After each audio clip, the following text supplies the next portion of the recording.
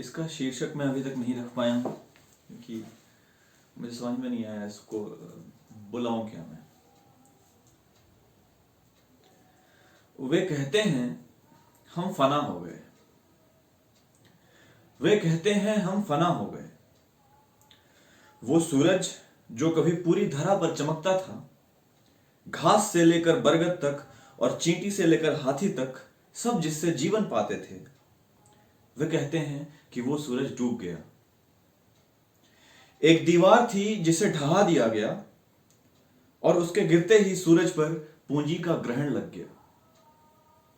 वे उठते हैं सुबह सुबह अपने बिस्तर से और हर दिन खुद को याद दिलाते हैं चिकोटी काटकर कि हम फना हो गए।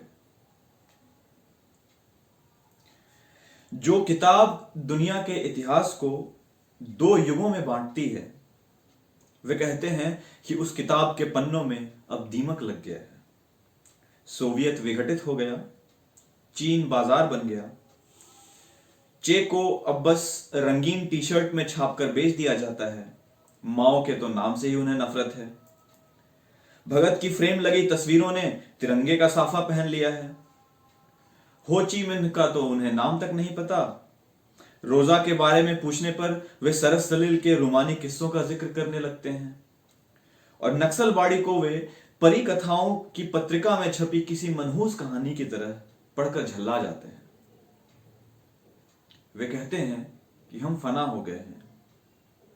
वे कहते हैं कि हम फना हो गए हैं, हमारा अब कोई वजूद नहीं है। फिर भी पाश की कविताओं को छापने से डरते हैं। फिर भी पाश की कविताओं को स्कूल की किताबों में छापने से डरते हैं। वे कहते हैं कि हमारा कोई वजूद नहीं। फिर भी लेनिन की मूर्तियां ढहाने को वे फावड़े और हथौड़े लेकर आते हैं। वे कहते हैं कि हम कब का जा चुके हैं पाताल की गहराइयों में, फिर भी हमारे खिलाफ फतवे निकालते हैं।